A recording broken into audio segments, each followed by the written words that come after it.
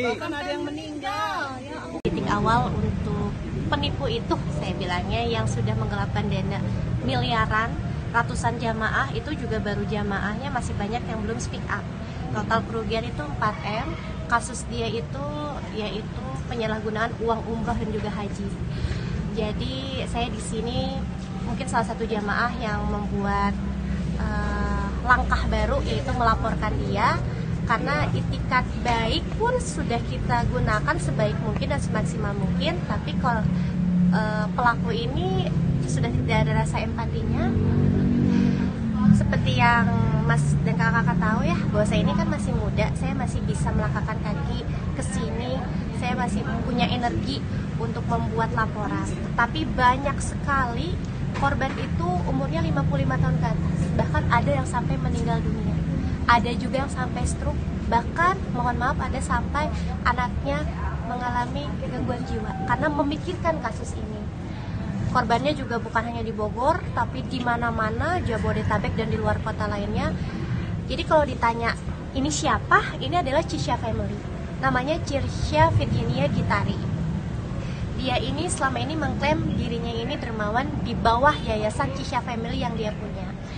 Jadi dia mengajak orang untuk haji dan umroh melalui dia, memang diiming-iming harga lebih murah dari travel lain karena relasi dia di Saudi Arabia. Itu sebagai salah satu hal untuk membuat orang percaya.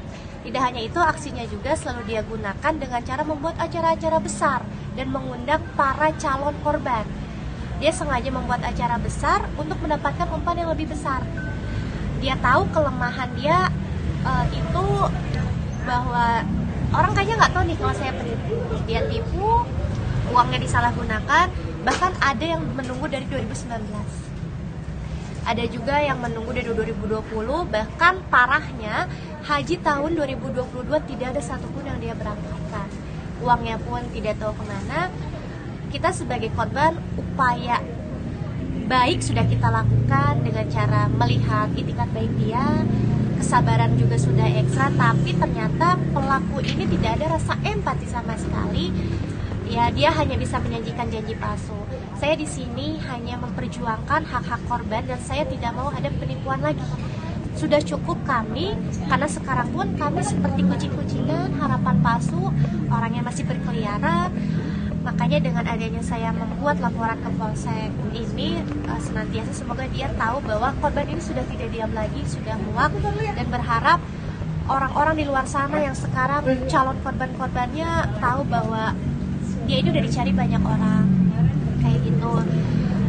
Mengupayakan membuat laporan untuk diri saya sendiri dulu, karena saya udah masuk grup nih Kak, saya udah masuk grup dimana grup itu adalah korban Cisha, dan di setiap korban ini sudah ada yang melaporkan di setiap daerahnya agar si kasus ini mengerucut untuk bisa kita eksekusi entah di Polresta atau di tempat yang lebih besar seperti itu. Di grup udah berapa orang? Kurang lebih 100 orang lebih. Itu yang baru masuk grup. Tadi yang nilainya 4 miliar lebih. Iya. 100 lebih. 140-an lebih deh. Itu pun banyak yang belum masuk grup. Ketika saya memviralkan dia, memposting, tujuan saya memposting juga baik agar orang-orang tahu bahwa penipu itu udah benar-benar menghalalkan segala cara. Apalagi menjual agama tuh gampang dapat korbannya. Ternyata banyak banget yang menghubungi saya, korban-korban baru.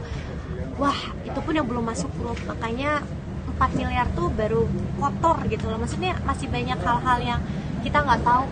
Terakhir berkomunikasi apa yang disampaikan ke Mbak? Dijanjikan apa? sama seperti sebelumnya, dia bilang dia mau bayar. Saya tanya apa yang bisa kami pegang, entah mungkin jaminan atau aset dia, itu dia tidak bisa memberikan. Dia bilang dia sudah tidak punya aset sama sekali. Dia sudah tidak punya aset sama sekali. Dan kita pun sampai menanyakan kemana uang kita kamu pakai, dia pun sudah tidak bisa menjawab itu. Banyak sekali alasan-alasan yang dia gunakan. Tapi saya menemukan bukti 15 Januari itu dia liburan ke Belitung. Bahkan 17 Januari tepatnya besok itu ada rencana dia udah beli tiket, kalau nggak salah Garuda atau Citylink saya lupa, itu ke Palembang. Jadi ya masih mencari korban baru. Bahkan ada satu rekan saya, dia tepatnya di Bukit Tinggi, pernah dihampiri oleh si pelaku itu dengan iming-iming CPNS.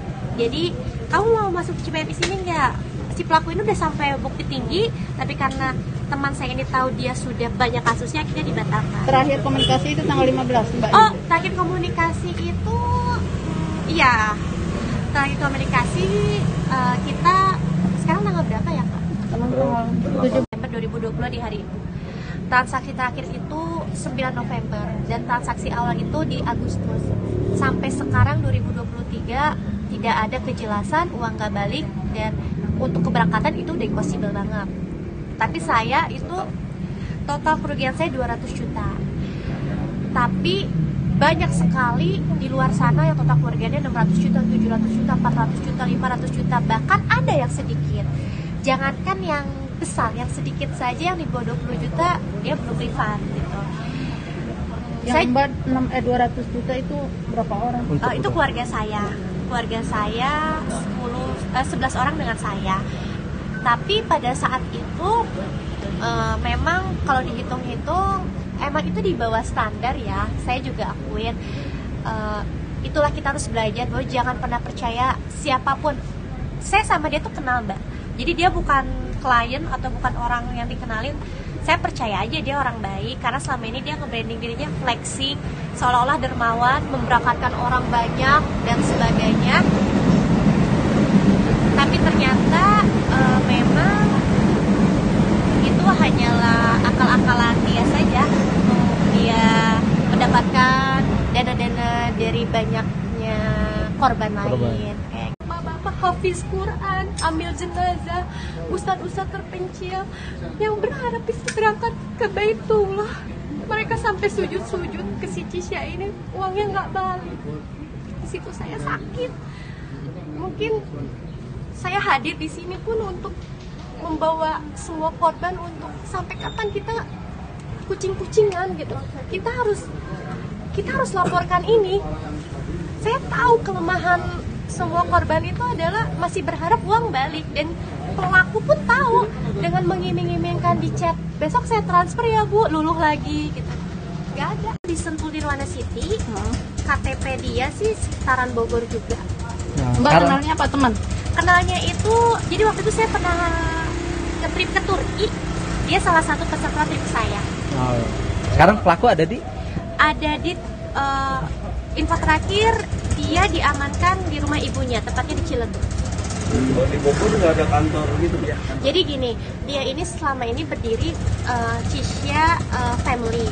Dia juga kalau kita surat menyurat atau apa ada alamat kantornya. Alamat kantornya itu tepatnya di rumahnya yang dia kontrak itu, di Sentul itu. Tapi setelah dicek juga emang nggak ada, tidak berbadan hukum. Jadi lebih ke biro sebenarnya dia. Jadi dia mengklaim dirinya punya yayasan. Dia mengklaim dia dermawan, kayak kamu mau, ya udah kamu murah aja dengan saya bisa memberikan fasilitas dengan harga segitu. Kenapa banyak orang percaya? Karena selama saya berteman dengan dia pun, wow, terlihat dermawan sekali dari segala updatean dia, dari segala ketika dia mengundang saya ke acara dia. Bahkan terakhir saya pernah MC di acara tersebut, tepatnya 2021 puasa di The Sultan Hotel. Itu saya sebagai MC-nya dan sebagai bintang tamunya adalah Bebe Haikal, Ustadz Bebe Haikal. Di situ